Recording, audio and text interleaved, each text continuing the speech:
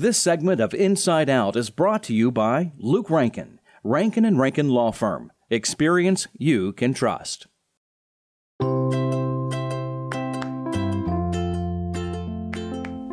Today we're going to learn about Champion Autism Network. I want you to meet Becky Lard. She heads up this organization and has done an incredible job during its existence over the past 6 years here along the Grand Strand. And the main theme of this organization is to educate people and businesses on autism. And Becky, first of all, what was your interest in this and how did you get involved? I have a child who's on the autism spectrum, and we relocated here from New Jersey just a little bit over 7 years ago. And it just became evident that there was a lot of support for families or for the person with autism through ABA therapies and different organizations, but there really wasn't anything for the families.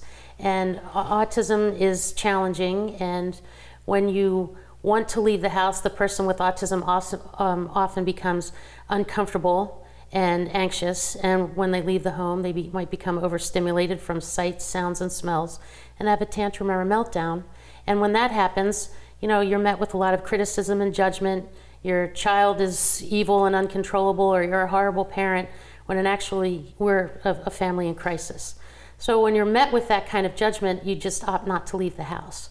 So we were kind of born out of that, wanting to support the families. So we try and provide traditional family experiences modified for families, modified for the person with autism. Your brochure is incredible, and it talks a lot about the things that you're doing in the community. But I was amazed that the diagnosis rate is 1 in 59 children. Yes, and that, you know, that number has, of course, increased since, I think in 2010 it was 1 in 120.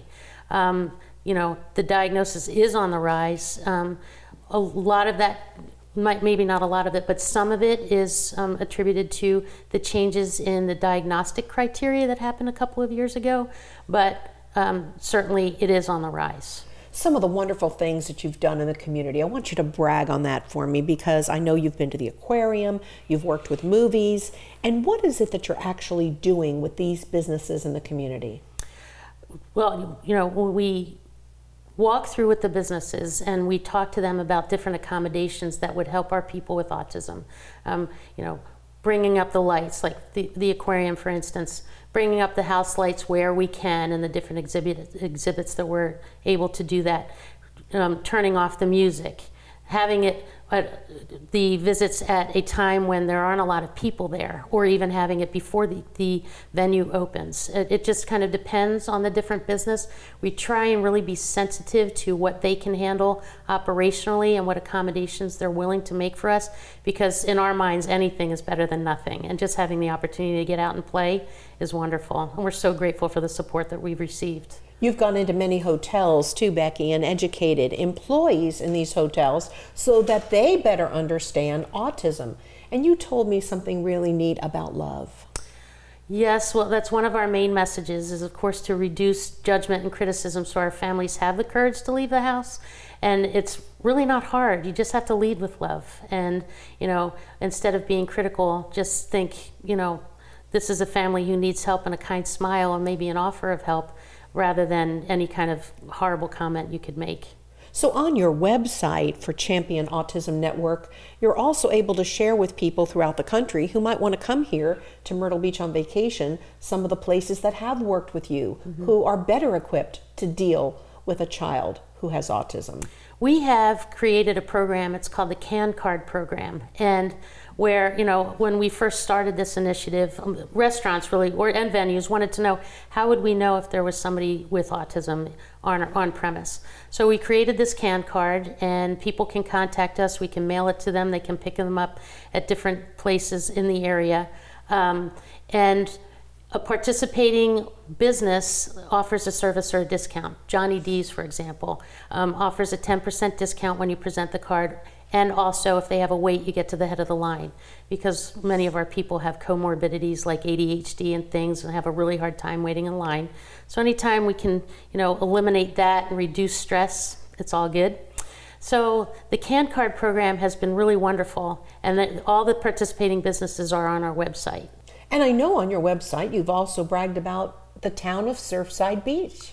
Yes, in January of 2016, when we started to train the area restaurants, it just became apparent that, we live in this fabulous tourism destination, and it would be a great opportunity for the entire region if we attracted tourists of our families. If we're going to do this for our families here, why not invite the world to come play with us at the beach? So that's kind of where the tourism initiative was born. January 2016, Surfside Beach issued the declaration of being an autism-friendly travel destination, and then the city of Myrtle Beach did the same thing in October of 2018, and Horry County in December of 2018. And Becky, I heard that our municipal airport has also worked with you. Yes, and 2 years ago, last August, we opened the Quiet Room, which is in the baggage claim. And so if you can imagine being a tourist family flying in where your child has been told to sit still and be quiet for several hours, it enables them to come out down into baggage claim, and with a caregiver, there's little cubbies and things they can kind of crawl around in while somebody else goes, collects the bags and gets the rental car. And it just gives them an opportunity to be safe in an environment where they can kind of let loose a little bit. And it's been wonderful, and we're so grateful for the airport for making that space for our families. But you and a couple of volunteers are doing everything. I would imagine you could use some more help. Well, of course, always. There's always more to do. And besides the fact we just want the public to be accepting and aware and non-judgmental, certainly there's opportunities to, there's always some sort of administrative help we need, or maybe perhaps if somebody wants to help us increase our business network and have more businesses participate, help us to train them, that would be wonderful. And if there's ever an opportunity that a business wants to get involved, whether it be through participating in the CAN card program, or have their employees trained, or sponsor, or even silent auction items, we're grateful for everything. And so I heard some big news too, that the BBC was here to interview you. We were, yes, absolutely. We caught international attention. The BBC is doing a second documentary.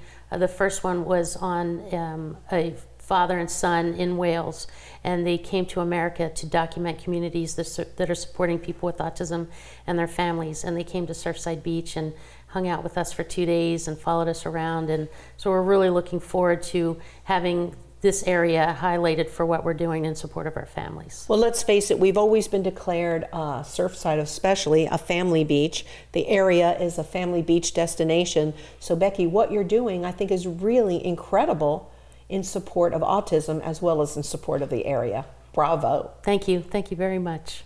And so friends, if you would like to get involved in a wonderful organization helping Becky train businesses throughout the community, if you have any financial support you'd like to offer, or in any way you can help Champion Autism Network, here's the information. Give Becky a call. She'd love to hear from you, wouldn't you, Becky? Please. Pretty please. You got it.